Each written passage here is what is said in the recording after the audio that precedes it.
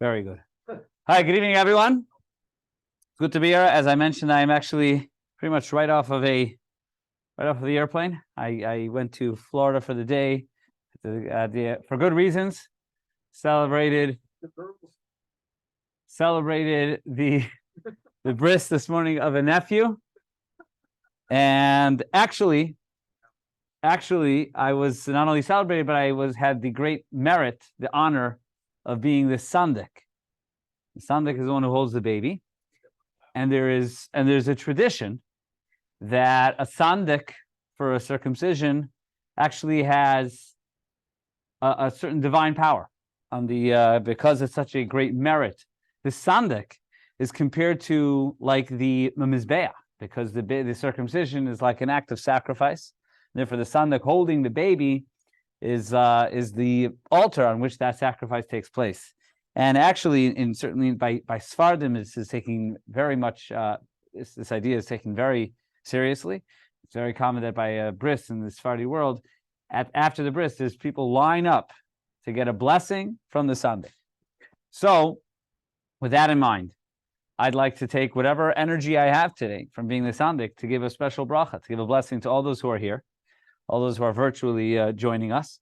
But the world needs blessing right now. So I'll take, in fact, what I'll do, with your permission, I'll do, as I'm also a Kohen, so I'll do the blessings of the Kohen with the power that we have of Vayidabra Adonai Moshe Lemor, Dabra Laram Velbanav Lemor, Kosev Archos B'nei Yisrael Amar Lahem Yivarechecha Adonai V'Yishmerecha, Ya'er Adonai Panav Elecha V'Yichuneka, Yisa Adonai Panav Elecha V'Yasim L'cha Shalom. God should bless you and protect you and give peace to all. And obviously having in mind very much the soldiers who are in battle right now, say a special l'chaim to them, who as we study right now, we know that there is no break for nighttime in Israel, in Gaza, and they are fighting in the darkness of night in one of the darkest places right now. I guess literally and also not literally, the idea of darkness. So maybe they be successful l'chaim to them. Amen, amen. All right. So we will continue the Gemara that we've been studying, which is Tractate Sanhedrin, Perek Chelek. This can go to the back, somebody wants. So, even though we are sort of going in order what we've been studying, today's chitas, today's portion of Chumash, connects to the Gemara we're going to learn today. How so? Today's portion of Chumash, God offers some very important marriage advice. And that is because in the Chumash of today, this whole Torah portion is a fascinating Torah portion. All sorts of interesting stuff happens in this week's Torah portion. What happens today is that there is a problem in the home. And that is that Yitzchak is growing up, and his older brother, Yishmael, is a very bad influence on him. And in fact, Rashi says not only a bad influence, but a danger to him. And Sarah approaches Avraham, her husband, and says, I know this is hard for you to hear, but you got to send Yishmael away. He cannot be in the same house as Yitzchak, Isaac. We have an Isaac right here. So it can't be the same house as Isaac. So Avraham can't fathom that thought. And he really pushes against that. Yishmael is his son. And, you can imagine he feels, well, we could just work with him. We'll turn him around. And Sarah says, no, he has to go. And this is where God says those famous words, Kol asher tomar elecha Sarah shma bekola. Whatever Sarah tells you to do, listen. That's it. That's what God says. You can't have it more clear. Whatever your wife tells you, just say yes. So, sure, this is morning at the bris. There's a woman who tells her husband, I think it's important that our children are getting older. I feel it's important that they hear one voice. And then she continues, that voice should be my voice. So the question is, how far do we take that? Is it just Sarah, or is that a general rule? Now, the good news is the virtual class is different, but the live audience is all men here. So, I have to, it's an easier audience. Virtual crowd, though, is a blend. So what does the Torah say? What other areas, this is going to be good trivia. What other areas in Torah do we have wives directing husbands what to do, or vice versa, or situations like this, where there's disagreement with husband and wife, what to do? So if you think about it, the next generation, we again have a difference between, so we have Avraham and Sarah having a different approach of how to deal with the situation. And the next generation is Yitzchak and Rivka, Isaac and Rebekah. And there too, there's difference in opinion in how to deal with the situation, right? Second, Mendy, I think Zadie's learning in the other room with you.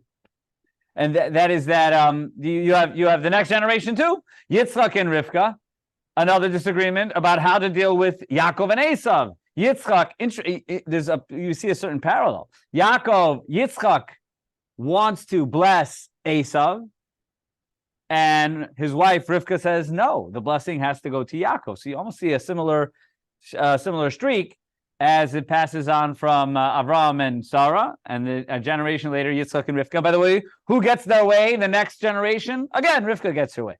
A little bit different. Wasn't a message from God. She had to deceive. She had Yaakov trick his father by dressing in Esav's clothing. You think all things should be fair, right? It's not. Somehow the women always get their way. So that's what happens in the next generation. Yes, Isaac.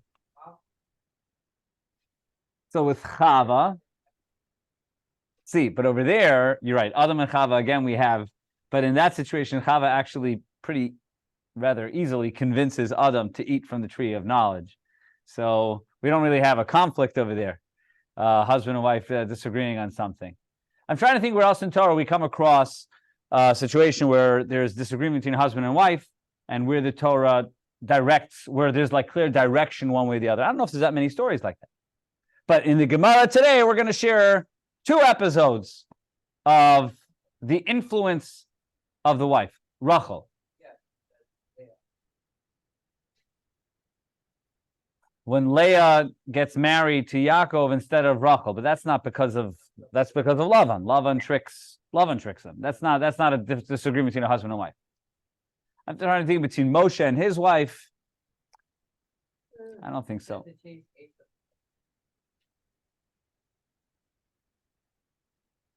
To chase Esav away. I don't know if that comes as opposed as a form of disagreement.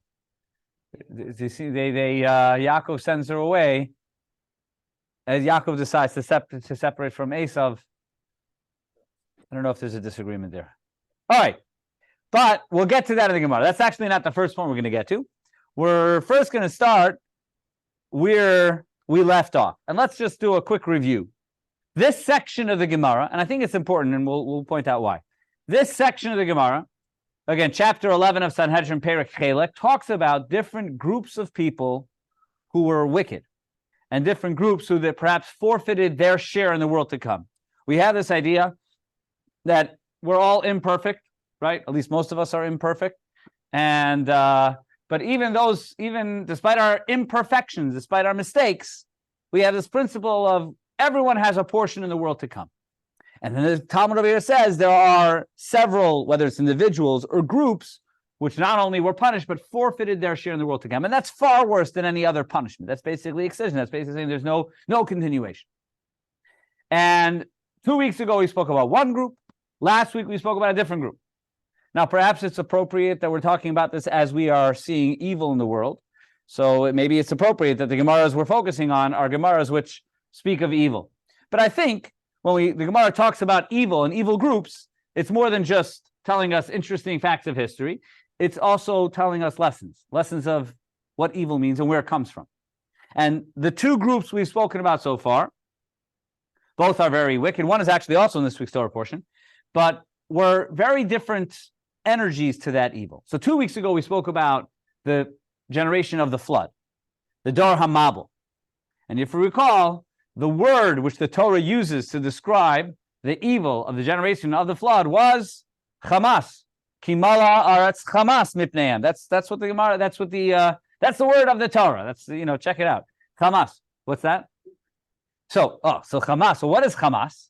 So we spoke. The Talmud spoke about that. What is the evil of Hamas? Not the Hamas we deal with today. Maybe there's a parallel.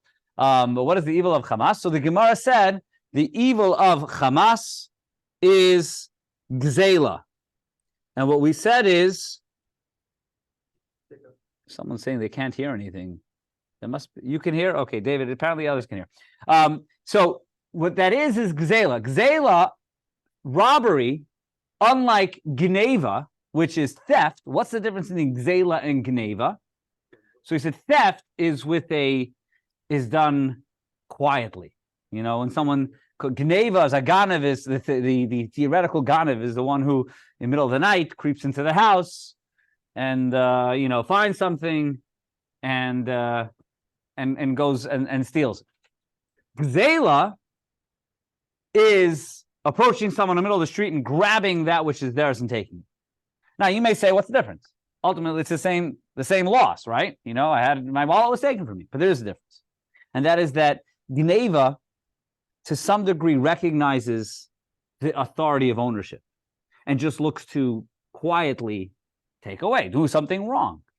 Gzela is basically a statement that I don't respect ownership at all. I don't respect you. I don't respect your life. I'm not trying to hide what I'm doing. I'm going to take that which is yours and grab it. Actually, by the way, as Matan, who was here a couple of weeks ago, pointed out, again, the parallel of what's going on in the world is that according to the first interpretation in forget which commentary, Unculus, right? Unculus says that Hamas in the Torah actually means kidnapping. That's what it means, which follows the same underlying principle, which is that that which is yours doesn't belong to you. Even your life, everything which is yours doesn't belong to you. And that's where Gzela is different than Gneva. Now, interestingly, the Torah elsewhere says, and in that sense it's worse, as we pointed out 2 weeks ago, that Gzela undermines the three foundations of the world. Pirkei Avos says the three things the world stands on are, there is the beginning of Pirkei Avos says, Torah, Avodah, Gemilas, Chasadim. But the end of chapter 1 of Pirkei Avos, Rabbi Shimon ben Gamliel says the world stands on Din, Emes, and Shalom. Justice, truth, and peace. Those are the three foundations upon which the world stands. Justice, truth, and peace. You can't just pursue one of those. You can't make your life agenda to pursue peace if it doesn't include justice and truth. You can't just pursue truth if it doesn't include justice and peace. You need all three. And Gzela, the open thievery undermines all three foundations of the world, and that's why that generation, the world had to crumble.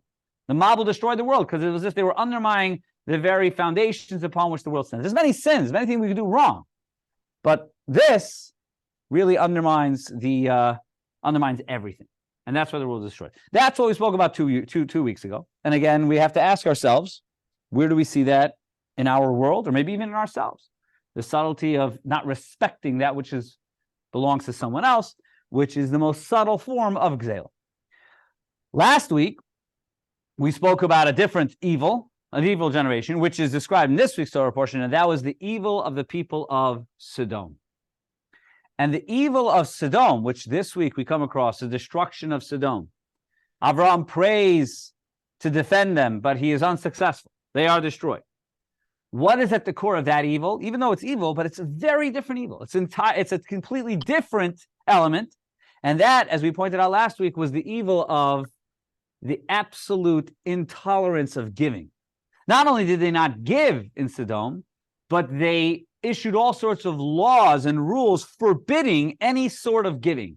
So there was no permission to have guests. That's what we come across in this week's Torah portion, right? The three angels, they go to Lot, and the city surrounds Lot's house. Why? Because he had guests. How dare you have guests? And therefore, they were fiercely protective of the idea that there is not only you don't need to give, it is forbidden to give. Because as Pirkei Avos says, shali, shali, v'shalach, shalach. What's mine is mine, and what's yours is yours. And they took that to an extreme. And anybody who was caught giving, or anybody who was caught inviting a guest to their home, was punished severely. If you recall, we had a cute story, which we concluded last week's Gemara. It's worth repeating. And that is that Eliezer, Eved Avram, visited Sodom. And the rule in Sodom was that if you invited someone to a wedding or to a party, and you were caught as being the one who invited them, they would take away your clothes. Your clothes were confiscated as a punishment. I'm not sure how that was the punishment. So Eliezer went to a wedding, and he was sitting at the end of the table. Nobody gave him a plate of food, obviously. But the person sitting at the end, he sat at the end of the table next to someone. The person looked at him and said, "Who invited you here?" Obviously, this person was looking, who's going to be the victim? Who are going to take away their clothing? And then Eliezer said loudly, "What do you mean? You invited me here." The man heard this, he got frightened, and he ran away, leaving a plate of food. Eliezer sat down there, had his plate of food. The person next to him says, "Who invited you here?" Eliezer said, "You invited me here." Thereby, he basically caused everyone to run away from the party. He was able to enjoy a very enjoyable meal. So this was the Gemara said last week. But in a profound message of Sodom is it's a completely different evil. Evil doesn't have one face. So the face of evil of the generation of Noah was the evil of not respecting that which belongs to someone else, ultimately led to robbery and kidnapping. Sodom was more subtle. And you may not think of that as evil, but the Torah says that too can't exist. A society in which there is absolutely no giving cannot exist. I mean, it led to greater corruption. They were vicious to people who gave. But just as humanity needs to be respectful of that which belongs to others and that which is others' property, humanity can only survive if there is a thread of chesed, if there's a thread of giving. But if we take the concept, if we live in a world in which that which is mine, and that which is yours, and there's an absolute wall in between, there's never a reason for me to give, because after all, and this is what makes this, the wickedness of Sodom more challenging, is because there's logic to it. There's no real logic to the wickedness of the generation of the flood. There's no logic. Nobody would ever justify a society which people are just taking that which belongs to someone else. But there is, you could argue, justification to the theory of what's mine is mine, what's yours is yours. I worked hard, and this is all mine. There's no reason whatsoever to share, to give, to be generous. And what's yours is yours. I often point out that when you go to the supermarket and you're shopping and you come to the cashier in the old-fashioned supermarkets that still have cashiers. You go to the cashier, so what do you have is you have the conveyor belt, and that little bar which separates your groceries from my groceries. So I call that the shalach bar. This is mine, this is yours. You don't take my eggs, I won't take your flour. Mine is mine, yours is yours. But the truth is that society, and it's okay that exists in a grocery store, but as a mindset, a civilization can't exist if there is no concept of giving. And so therefore the root of the evil of Sodom was the idea of absolute intolerance to giving. Okay, so with that we review a little bit of 2 weeks ago and last week, and now we move on to this week's group. Who's the group of this week? The group we're going to focus on is one of the groups who also says they forfeited their portion in the world to come, and that is the generation of Korach. We're moving ahead. We're moving significantly in the Torah to the people of Korach, and generation of Korach does not have a portion in the world to come. And the conflict of Korach is really unlike the wickedness, if you may, of the generation of Korach, is unlike the wickedness of the generation of the flood, and is unlike the generation of Sodom. It's an entirely different element of evil or of negativity that we have to learn to avoid. Okay, says the Gemara. So let's tap into the Gemara. If you're following in the text, we are Sanhedrin Kuf Tes Amud Beis 109b, towards the bottom of the page. It's a big page towards the bottom of the page. Says the Gemara, Tanu Rabbanan, our sages taught, Adas Korach ein lahem chelak l'olam haba, that the congregation of Korach does not have a portion in the world to come. Shenemar, based on the verse. If you look, the story of Korach is what? Very briefly, so Korach is actually a nephew of Moshe. And Korach stands up to Moshe and says, why do you think you're that great? Why are you taking all the leadership for yourself and for your brother Aaron? Madua tisnasu al kal Hashem. Why do you lift yourself up to be greater than everyone else? We're all the same. We're all the same, and therefore you have no right to promote yourself and your brother to leadership. We have this, one of the most remarkable stories in the Torah of the follow-up to that, and that is that Moshe Rabbeinu turns to God and says, God, I can't handle this. And he takes with him 250 people, which we're going to find out later in the Gemara about these people, 250 people, and there's this revolt against Moshe. And Moshe first tries to appease them, tries to talk to them, they reject him, and then there's this great standoff. He says, tomorrow we will gather, and they each bring the Ketores, which is with the incense, and then the ground opens up. This is directly in the Torah, one of the most miraculous episodes of the Torah. It's not a happy miracle, but it's an unbelievable miracle. And the ground swallows up the Adas Korach. And the Gemara here poses, he says, look, the Gemara, the Pasuk says, in Bamidbar, chapter 16, verse 33, it says, Vatechas alehem haaretz, the land covered them up. And then it says, Vayovdu mitoch hakahal, and they were lost from among the congregation. And the Gemara basically says, why do you need both statements? If you're saying they were swallowed up by the earth, we know that they were lost from among the congregation. The Torah doesn't need to tell us that second line. And therefore the Gemara deduces, the first statement is telling you how they were lost in this world.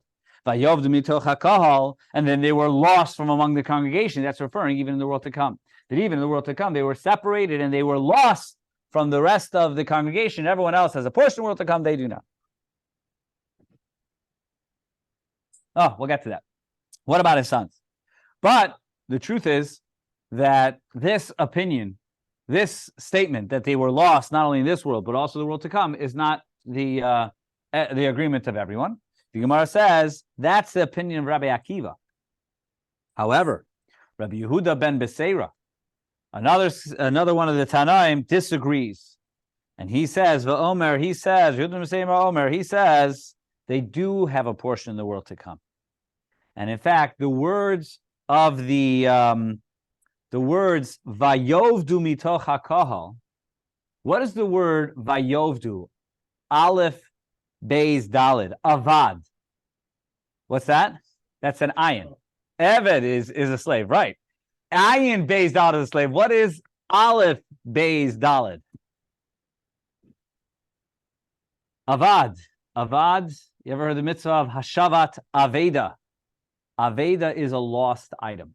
Avad means I've lost something. That's right. Avad with an Aleph, with an Ayin, is a slave. With an Aleph means I lost something. He says the word Avad, you could translate it loosely as was destroyed, but Avad really means lost. Lost indicates something we are searching for.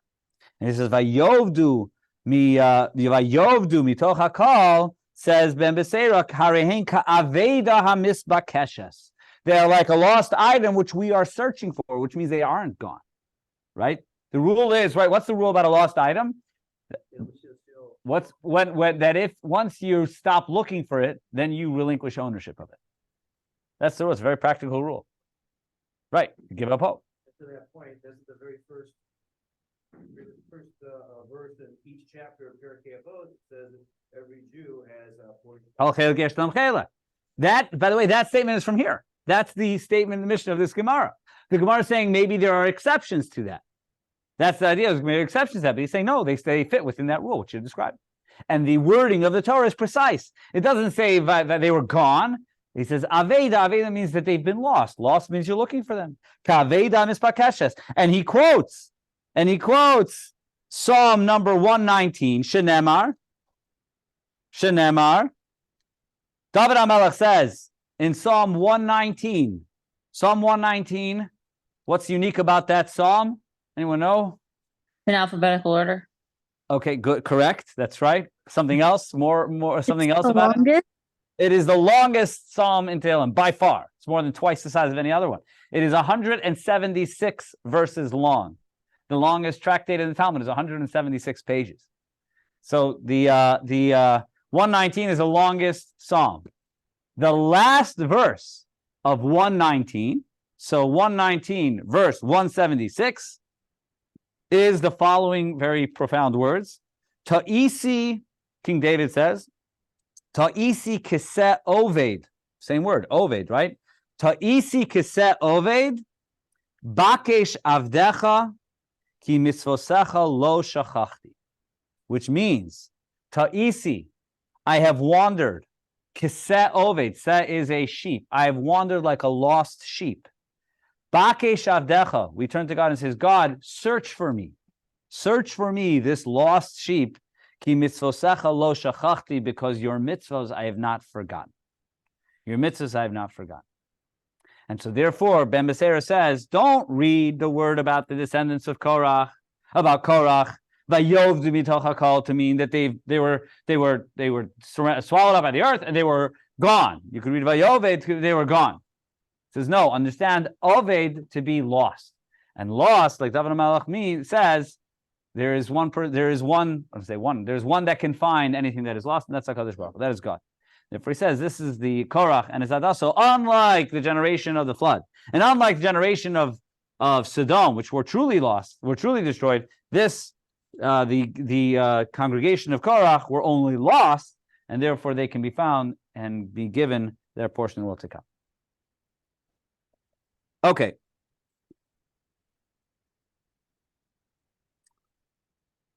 The Gemara says, now the Gemara focuses on the a little bit the story of Korach a little further. The very first words of the Torah portion of Korach are Vayikach Korach. Korach took. And what's interesting is it does not say what he took. It just says Vayikach Korach. Korach took, and then other people were with him. And then the next verse it says, and he gathered against Moshe. But it never explains what is it that he took. Vayikach. Vayikach Korach. What did he take? Different answers to the question. And the Gemara over here gives an answer. Amar Reish Lakish. Reish Lakish says, Shelokach mekach ra la'atzmo. He took for himself a bad deal. And that is, and herein the Gemara, herein lies the inherent flaw of Korach, and that was that he chose a path of division. Machloket. So machloket, oh, look at that. Heavenly voice. He chose the path of machloket. If you want to know what is at the core of the difference, the core of the wickedness of Korach and his people, the answer is machloket. Machloket means, what's the right word for machloket? Strife, disharmony, conflict. Conflict's probably the best word. He chose a path of conflict.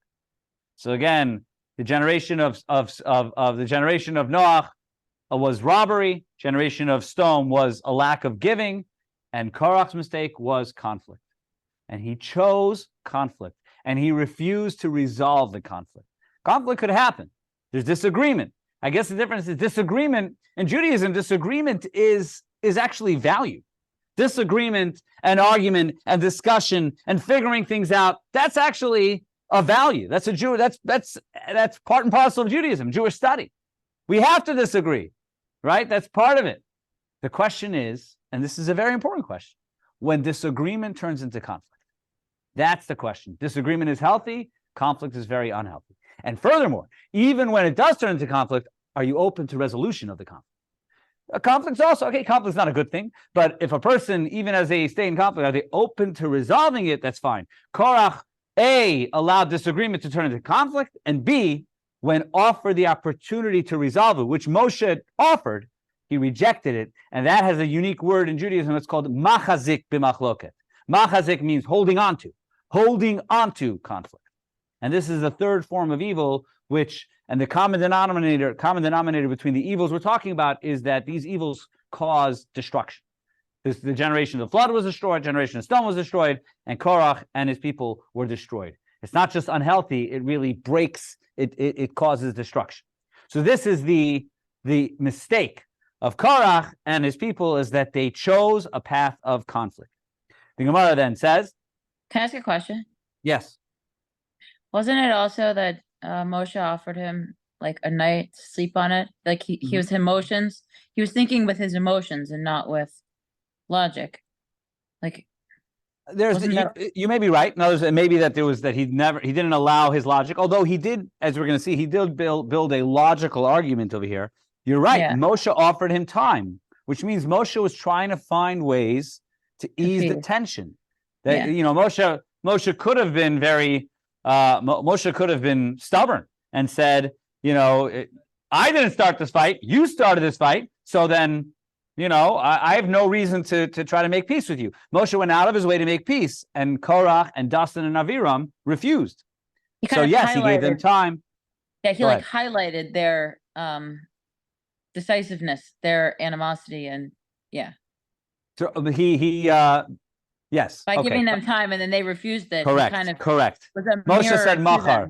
Moshe said machar. In other words, he wanted to. I don't know. You're right. He highlighted. I think unintentionally he highlighted their actions. More so, he was trying to give them opportunity to fix it. Yes. Yeah. Okay. But let's go. The Talmud over here talks about the names of Korah. It says something interesting. So in Torah we have this idea that often the names can allude to certain truths. So Korach, what does the word Korach come from? Shenasa karcha b'Yisrael. Karcha is like a divide. Literally, karachas is in the hair, where you cut your hair in such a way that it divides.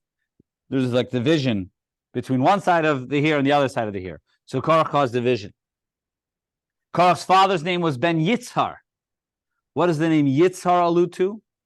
Ben Shehir Tiach, he caused anger, a heat of anger, like the heat of Tzaharayim. Yitzhar is connected to the word Tzaharayim.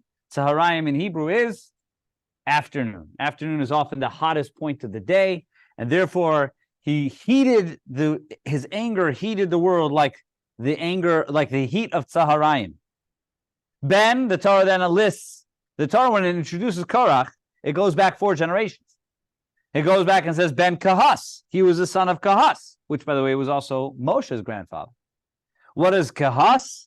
Ben Shehikha Shinov Shine Molidav. Hikha. Anybody advanced trivia? Where do we come across the word Hikha or Hakhe? Hakel year? Not Hakel. Long shot. Hake. Where do we say the word Hake? Think Passover. So the wicked son, the Ben Rasha, we say, what do we answer the wicked son in the Haggadah? Oh, you knock his teeth out. Hake es Shinav. So Hake is over here too. Hike Shinav. He blunted the teeth of those who gave birth to him. He embarrassed his ancestors. Ben Levi, and then it says the 4th generation, his great-grandfather was Levi, because the word Levi, even though Levi generally is a positive thing, but over here, Ben Shenasa Levaya beGehenim, he was escorted to Gehenim by virtue of his actions. And by the way, by saying he was escorted to Gehenim, that actually follows the opinion of Ben Beseira, because Gehenim is a cleansing process.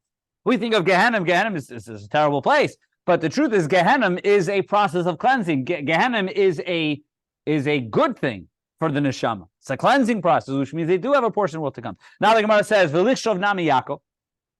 If it's going back 4 generations, Kahas, Ben Yitzhar, Korach, Ben Yitzhar, Ben Kahas, Ben Levi. Why does it go back 4 generations? Why not 5 generations? Why not say his great-great-grandfather, who was whom? Yaakov, Jacob. Amar Rav Shmuel bar Yitzchak. Rav Shmuel bar Yitzchak answers, because Yaakov specifically prayed to not have his name associated with the story. Yaakov, it says, Bikesh Rachamim al Atzmo. Yaakov asked for mercy for himself. Shenemar, when Yaakov is giving the blessing. Yaakov, at the end of his life, on his deathbed, blesses all of his sons. But the first few sons does not seem to be much of a blessing. Reuven, Shimon, and Levi seems to be more of a harsh rebuke. And what is the rebuke he gives to Shimon and Levi together? He says, "Bisodam al tavo nafshi," in their secret may my soul not go. B'kahalam al techad kvodi, and in their congregation do not have my honor participate. What does that mean? What was Yaakov saying when he prays to God? Don't have me participate in kahalam, in their congregation, kahal. What it means is, "Bisodam al tavo nafshi elo meraglim." He was saying, "Besodam, my soul shouldn't join." That's referring to the Meraglim. And bekahalam al techat kvodi, and in their congregation, my honor shouldn't be joined. Za'adas Korah. That was a reference to the story of Korah. And therefore, because Yaakov requested, don't link my name, even though I am their great-grandchild. I am the great-grandfather, but I don't want my name associated with that event. And that's why Yaakov is not mentioned when the Torah introduces Korach. All right, we have a few minutes, 10 more minutes. Let me share the answer to our question we started with, which is, what is the Torah's policy about listening to your wife? So over here, the Gemara shares the story of Korach. There happens to be 2 episodes in which people's wives very significantly influenced the outcome of their lives. Okay, let's get into it. Omar Rav. Now here we have the following. In the beginning of the Torah portion of Korach, it talks about Korach opening up a conflict against Moshe. But then it says several leaders who joined him. Who are those leaders? So 2 are a little bit more famous, and that's Dasan and Aviram.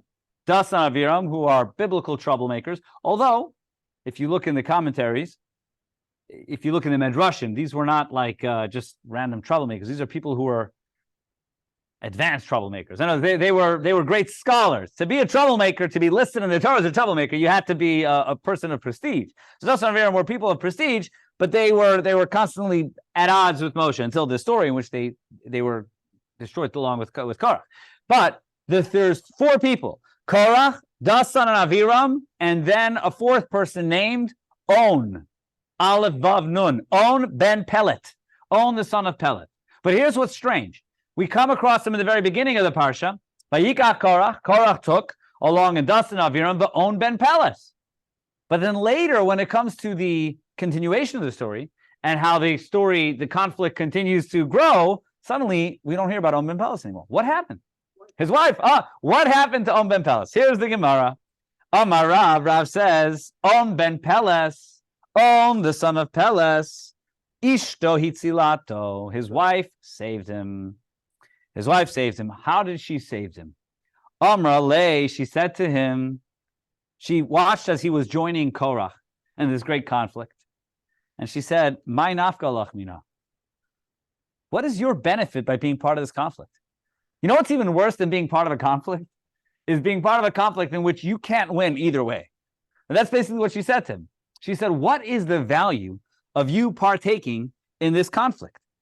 Imar Rabba, if Moshe is in fact, the intended leader of the Jewish people, Ant Talmida, you are going to be, Talmid means a student, and you're going to be a follower. The Imar Rabba, and if your conflict is correct, and Korach is the leader, again, Ant Talmida, again, you're a follower. Notice, it's not as if you are going to be put into a position of leadership. So right now, Moshe is the leader, and in your conflict, Korach's going to be the leader. How does that help you? You're going to be the same On ben Peles. So why bother getting involved in this heavyweight battle, which could lead to very serious repercussions, which after all, you don't really stand what to gain, because either way, you're going to be a backup. You're not going to be the leader. Omar Allah. So what did he say to her? And we come across this several times in history. Amar ma Evid. He says, what do you want from me? You're right, but Havoi ba'etza. I was involved in the planning of this. V'ishtaboi li bahadaihu. And now I was sworn in to join this group. And therefore, there's nothing I can do. So he basically agreed with her, but he said, I'm stuck. I'm stuck in this. So I have to be part of this because I swore myself in. And you see throughout history stories like this, in which people realize a little bit too late that they're on the wrong team, but they can't get out of it because they're too heavily invested at that point. And that's what he says to her. He says, I'm too invested. There's nothing I can do. Amra lay. So she said to him, you know what? I'll take care of it. He said, I'll take care of it. How did she say, I'll take care of it? She said, Yadana, I know that Kula Kinishta, that this is a very fascinating line, she says. I know that all of Israel is Kadishta Ninhu, are righteous and holy. Even as we are in this conflict, I know that the Jewish people are holy and righteous. They are virtuous, especially when it comes to morality. And she's saying, and this is very fascinating, because even as we come across a group of people who are committing a terrible mistake, terrible error, but she knew that that was an area there in the area of conflict that was truly a sin. But when it came to morality, they were all moral. How did that help her? Here's what she did. She says, because the pasuk says, "Ki kol ha'elah kulam kadoshim," the entire congregation is holy. Amrale, she said to her husband, Tuv, da'ana matzil nola. You stay inside the house, and I will save you. What did she do? Ashkise chamra. She gave him wine to drink. The arvise, and he became drunk. The agnise gavai, and she put him to sleep. Thereby, he was sleeping in the house, and so he would not violate his oath. He's drunk and asleep. You can't fault someone if they don't honor their commitment because they're sleeping drunk in the house. But not just that. Then oisva albava, she then sat at the entrance of the tent, ustart lemazi, and she, what's the word is, she uncovered her hair in a provocative way. Obviously, everyone in every society, the level of provocation is different. This just tells you how the level of modesty of the Jewish people, that just her uncovering her hair was a provocative form to sit there. And why did she do this? Not to provoke anyone, not to lure anyone, but the opposite, to scare everyone away. Called the asa, anybody who showed up at the door to go collect own for this big standoff saw her and walked away. It's inappropriate. And through this action, he slept through the whole event. Slept through the whole event because of her action. So her wisdom, firstly, her argument was really convincing to him. He just was stuck. But furthermore, her wisdom, she came up with an idea. And perhaps more importantly, you see that even as we are dealing with the terrible mistake on behalf of the Jewish people, there was a real righteousness to everyone. That even those people who were in the battleground of Korach would not step close to the tent where she lived because she was not perfectly modest. And therefore they stayed away from it. It gives us a little bit of a context and perspective of what we're dealing with before we just simply throw away a group of people and say, these are just wicked people. They made a mistake in one area. But if you were to see them, if you were to meet one of the people of that group, they would probably impress you as very righteous people, as the story illustrates. Fine. So this is the story of the wife of On ben Peles who saves his life. And all right, so far we have pretty clear direction, both from the Torah of this week's Parsha and this story. Just listen to your wife. However, before we make that an absolute rule, let's finish with one more story. Gemara says this is true about the wife of On. However, as it turns out, Korach, who was the instigator of this whole problem, he too was influenced by his wife. But he was influenced by his wife for the wrong reasons. It's the Korach. The wife of Korach is the one who actually instigated this whole conflict. How so? Amra le, she told Korach, Chazi mai avid Moshe. Do you see what Moshe is doing? Do you see what Moshe is doing? Ihu have malka. He basically established himself as king. La'achuha shavi kahana rabba. To his brother, La'achuha, his brother, he established to be the kahana rabba. What's the kahana rabba? The big Kohen, the Kohen Gadol. Lebnei hachohe shavinu skani de kahana. The children of Aaron become the next up in kahuna. Iyasa truma. If someone brings truma, amar tehave lekohen, it goes to the Kohen, which is his brother. Iyava meiser. And when people bring the meiser, amar avu chad meiser lekohen. Again, this is some of the technical laws. Even when you bring meiser, which goes to the Levi, which includes Korah, but some of the meiser has to go to the Kohen. V'oid, she says, and this is something which the Torah tells you, the gaze leila mazaychu. He had the Leviim cut off all their hair. The Leviim were completely bald. He says this is what this Moshe is doing.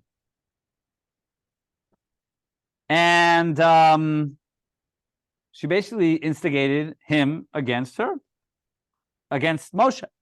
Amar la, to which Korach said, but wait, he said basically that last point you made is not a very valid point. Moshe also cut off his hair. He was also late. So how can you be upset about him doing to us? That's what he did the same to himself. So she said, Amalei, no, even the Kulu Ravus of the day, really it's all about his own grandeur and greatness, but he figures he has to, as he has to Amar Thomas Nafshi and Plishtim. He has to. It would be obvious if he would just ask others to do something to do himself. So he's doing it, but really it's only to degrade you. Furthermore, she went on to say, he was one of the mitzvahs, kind of random that she chose this mitzvah. He tells you about the mitzvah of tzitzis, which includes some techelas, the blue string. If you really think that the blue string is so important, so why just have a string? If the blue string is important, why not have a garment that's entirely blue? Why just have a blue string? Okay, I don't want to get, because the hour's late, I want to get into the significance of that last point. The point, though, the Gemara is making is that Korach, On ben Peles, was spared because of his wife's wisdom. Korach was doomed because of his wife's direction. So ultimately, what's the bottom line? Bottom line is, it's not so clear. Bottom line is that all these people were influenced by their wives. Some were good, some were not good. So there is no absolute rules when it comes to following the direction of the wife. And therefore the Gemara concludes, Hainu dichsiv, and that's why we have a verse in Mishlei. Great verse, especially if you're speaking at a wedding event or a Shabbat Brachas. The verse is Mishlei Proverbs chapter 14, verse number 1, in which King Solomon says, Chachmos noshim bansa besa, v'iveles biyadeha teharsena, which means Chachmas nashim, the wisdom of women, bansa besa, builds the home, v'iveles, but how would you translate iveles? But a destructive woman with her own hands destroys the home. So ultimately, the conclusion of the Gemara is, if you're going to find a woman, make sure to choose carefully, because her wisdom will either build the home or her wisdom will destroy the home. You're not going to make much of a difference. It's going to be her. So either she's going to build the home or ruin it. So be careful. Make sure to find a chachmas nashim, find the woman who is worthy and righteous, because your home and your life depends on it. And that's the Gemara's conclusion. The story of Korach, within that story itself, we see both possibilities. Again, today's Torah reading speaks about how God says to Avram, whatever Sarah tells you to listen. And this is the several stories in the Torah, whether it's clear in the Torah or from the Gemara, which shares of the power, the influence of women in their marriages and in their homes. All right, we'll stop here. We'll daven Ma'ariv, and then all are invited to join us downstairs. Shkoyach. Thank you. You're welcome. Thank you all for joining.